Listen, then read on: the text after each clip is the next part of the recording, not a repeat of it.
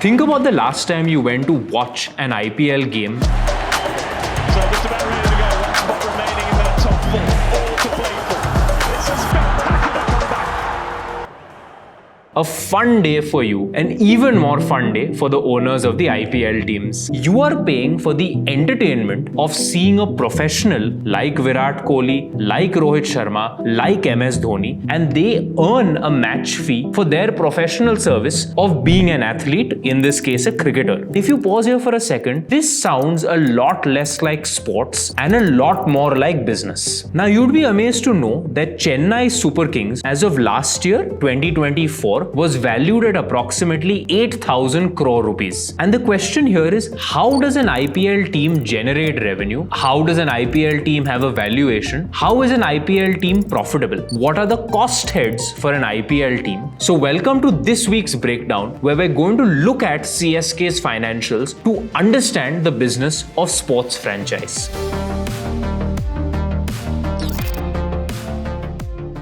We'll take a minute to thank Zerodha. This channel breakdown is part of Zerodha's media network, and we're extremely grateful to them for their support to allow us to bring this high quality research and production to you on the breakdown channel. Once again, thank you Zerodha. Back to today's breakdown. We'll start by looking at the history of sports franchises. Now, sports leagues are not unique to India. Globally, similar to IPL, there is a long list of sports leagues that have existed for 50 to even 100 years, starting from the English Premier League, National Basketball Association (NBA), National Football League (NFL), Formula One, and several other global sports leagues. Sports teams and sports franchises can be some of the most incredibly lucrative assets out there. Let's look at some global examples. So Dallas Cowboys, which is a team in the NFL, was bought for $140 million in 1989 by Jerry Jones. That is worth $10 billion today. And closer to home, IPL is slowly becoming the dominant sports league in our country. All the way back in 2008, India Cements purchased the Chennai Super Kings franchise as part of the initial draw for about 364 crore rupees. And as of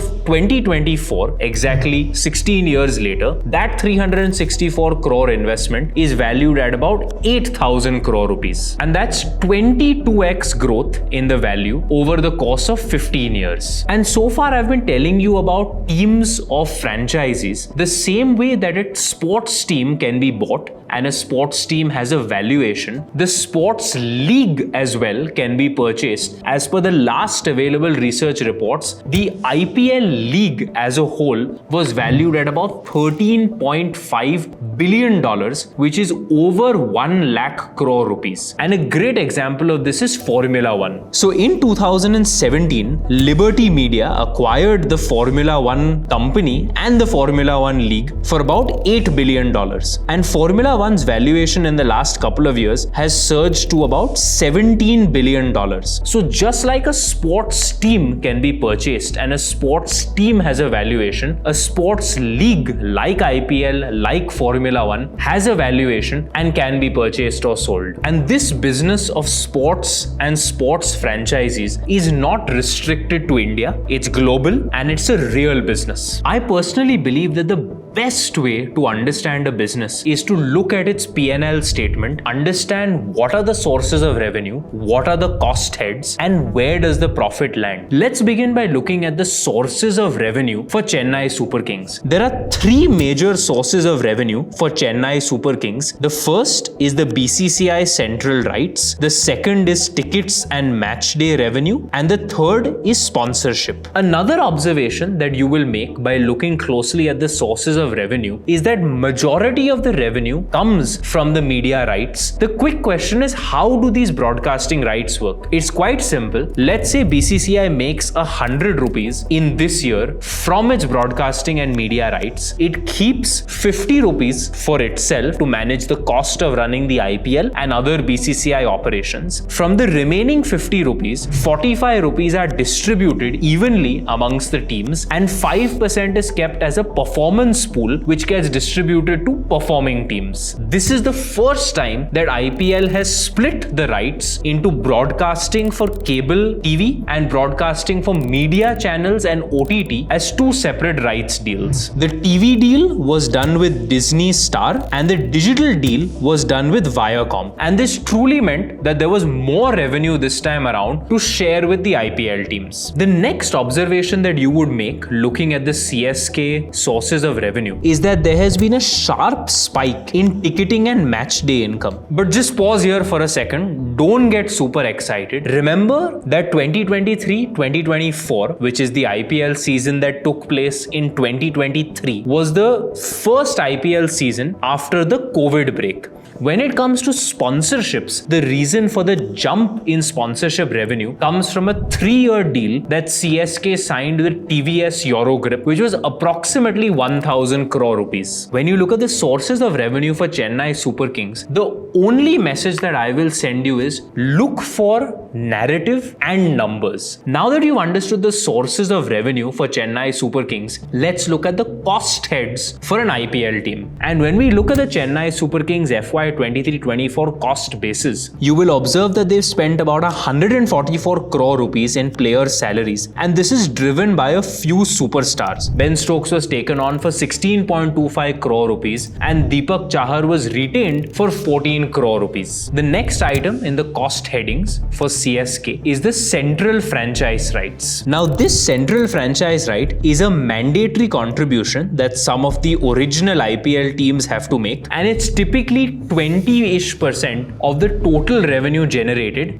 by the sports team. The next, unsurprisingly, is marketing and operations, followed by travel and logistics, followed by a few other costs. You can clearly see that the two biggest cost drivers here is player salaries and the franchising fee that is paid to BCCI. Now that you've understood the sources of revenue and the cost heads of Chennai Super Kings, we can finally look at the profit that Chennai Super Kings has made. Broadly speaking, in FY24, which is the financial year ended 31st March 2024, Chennai Super Kings closed with about 230 crore rupees in net profit, which is a 35% profit margin. Now this is almost 4x jump from the previous year, but remember that the primary driver of this 4x profit jump comes from the fact that this is the year where the new media rights kicked in, and therefore when new media rights kick in, you would expect a sharp revenue jump and therefore you would expect a sharp profit jump as well. Now that you've got a sense of the narrative and the numbers behind the business of Chennai Super Kings, we can now think about some of the opportunities. And for those of you who are always excited to understand price to earnings ratio, market cap, etc., broadly speaking, Chennai Super Kings is currently valued at about 8,000 crore rupees. At approximately 200-ish crore rupees of profit after tax, it currently is available to investors at somewhere from 35 to 40 times your trailing earnings. The share price has moved from 74 rupees in April 2021 to hitting an all-time high of 229 rupees in April 2022. And right now, in March 2025, it is available at somewhere around 180 to 190 rupees. Again, for those of you who are big fans of company analysis, I think this breakdown of Chennai Super Kings is a great heads up as to why you should always combine narrative or business reality with numbers. Because if you looked only at the numbers, you would have got extremely excited seeing a 4x growth in profit, significant jump in revenue. But if you looked at the narrative, which is the business reality, you would understand that the primary driver of revenue here is media rights. Media rights grow in a step function only once every few years, and this 23-24 period is exactly where that step function growth in revenue and profit has come. Therefore, it is extremely important as an investor to look at narrative plus numbers. We will now look at the big picture or the opportunity for Chennai Super Kings as a sports franchise or sports team and IPL as a league. As always, we'll begin by looking at the macro or the global context. The simple answer is that sports franchises and sports leagues are are still in the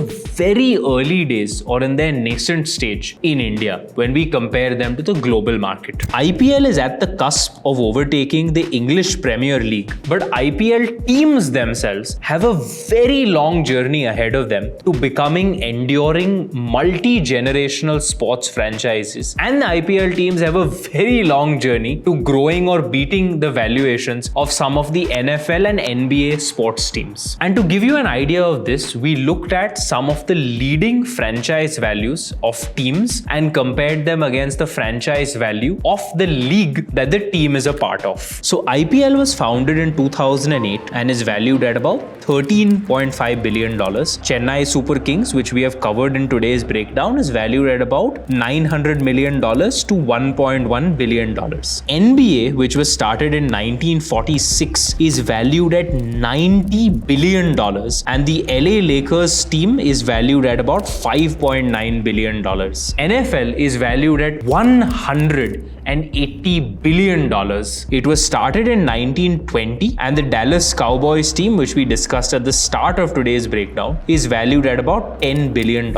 If I had to give you the simple message here, there is still headroom based on global peers for both Chennai Super Kings and other IPL sports teams and the IPL league itself to 10x in valuation over the next 10 to 25 years. Simple message, very long headroom to grow and lots of ways to increase the franchise value. Most investors would ask the question, what does it take for Chennai Super Kings to grow from an 8,000 crore rupee valuation today to a 20,000 crore rupee valuation in the future? And those of you who have paid attention in today's breakdown would know that there are two ways for a sports team like Chennai Super Kings to grow its revenue. One way is by getting help from the league, which is IPL, to grow its revenue, and the other way is figuring out ways by itself, which is the team route, to generate revenue. There are three ways that the league, which is IPL, can help a team like Chennai Super Kings grow its revenue. The first one is launching the Women's Premier League, and in its first iteration itself, the Women's Premier League is generating about 1,200 crore rupees in media rights. Over the years, you should expect that WPL will grow further, and similar to how IPL provides a media rights or broadcasting rights revenue stream to CSK, there will also be a generous revenue stream from the WPL Sports League. The next one is international expansion, and the IPL and BCCI have been working extensively on this front. BCCI is looking to expand into markets like the USA with the Major Cricket League, UAE, South Africa, and every time IPL expands to a new country where we have a large amount of Indians and a lot of love for cricket, there is an opportunity for CSK and its owners to buy the equivalent of a CSK sports team for that market and generate additional money through match day and sponsorships, through ticketing revenue, and through a share of media rights. The third way whereby the league, which is IPL, can grow revenue for Chennai Super Kings is by increasing the inventory of matches. Now that we've covered the three ways that the league, which is IPL, can help the team, which is Chennai Super Kings, grow its revenue, let's look at some of the ways whereby Chennai Super Kings can itself increase its revenue. One opportunity is to roll out subscription-based membership programs. Now, when you look at overseas sports franchises like Real Madrid, which has its Socios membership program, that generates about $75 million a year in pure high-margin revenue for the Real Madrid sports team. For those of you who are Chennai Super Kings fans, I'd love to hear from you in the comments. Would you pay for a lifetime membership? Would you pay for an exclusive access pass? Another way for Chennai Super Kings to grow its revenue is by launching its own cricket academy, which number one, helps it to cultivate the next generation of talent who could become players for CSK, but also provides a great source of revenue for Chennai Super Kings. Globally, when we look at the Manchester United soccer academies and the NBA academies, these sports institutions can generate anywhere from 20 to 30 to $50 million of additional revenue each year, which is a few hundred crore rupees. The third way is by investing in physical capex to build a world-class stadium. You may have heard of the $700 million deal that LA Lakers and Crypto.com signed to have a co-brand partnership at the LA Lakers home stadium. And there is a similar opportunity if a team like Chennai Super Kings decides to invest in a world-class stadium and find a titled sponsor over a long duration. The final and most obvious way for a team to increase its revenue is to create co-branded products such as the jersey, such as kits, and several other products that can be purchased by you, the superfan. Is it possible that as the IPL franchise continues to grow and teams like CSK become bigger household brands, that one day you could have a sports team from India sign over 1,000 crore rupee merchandise deal? I think it is absolutely possible. Let's look at some of the numbers that CSK would have to hit in order to justify a 20,000 crore rupee valuation. At a 25 times price to earnings multiple, it means that to have a 20,000 crore valuation, Chennai Super Kings would have to make 400 crore rupees in profit after tax. And if you assume that this PAT margin is roughly 40%, which is somewhere the average between the last two financial years, it would require Chennai Super Kings to be generating 2,000 crore rupees in revenue or 2,000 crore rupees in turnover. Chennai Super Kings revenue for FY 23-24 was about 650 crore rupees. So the key question for us to answer is, where does the next 1,350 crore rupees of revenue come for Chennai Super Kings so that the valuation can grow from 8,000 crores to 20,000 crores? It could be expansion into international leagues, which IPL is already doing, and if this works out, it could provide anywhere from 200 to 400 crore rupees of extra revenue per year in the next 3 to 4 years. Another one would be investing in stadium and infrastructure, which allows it to sell the naming rights and potentially even rent out the stadium for conferences and concerts. If this works out, it will provide an additional 200 to 300 crore rupees in annual revenue. The final one is exclusive media and content IP. This could be documentaries, digital subscriptions, OTT media rights sales. This is very similar to the F1 partnership with Netflix for the Drive to Survive series. And if this works, it's anywhere from 50 to 150 crore rupees of revenue uplift in the next 3 to 4 years. Broadly speaking, if you add up all of the high and medium probability revenue levers, there is visibility to add at least 1,500 crore rupees of revenue over the next couple of years for Chennai Super Kings. And if it does, it's fantastic. Chennai Super Kings would grow from being an 8,000 crore rupee valuation today to a 20,000 crore rupee valuation in the future. I think we are extremely fortunate that in a country like India, public limited companies like Chennai Super Kings are obligated to share their detailed financials, which allows us to make today's breakdown on the basis of CSK's publicly reported profit and loss statement. And I personally think we are even more fortunate. We are the first generation in India to see sports franchises flourish in the country. And I hope in the next couple of years, and maybe with the next generation, we will have the joy, pleasure, and privilege of going to the IPL games, potentially with our children and maybe even with our grandchildren. So that's all for today's breakdown. Please do like, comment, subscribe, and hit the bell icon so that you get notified when our next video is out. Bye bye.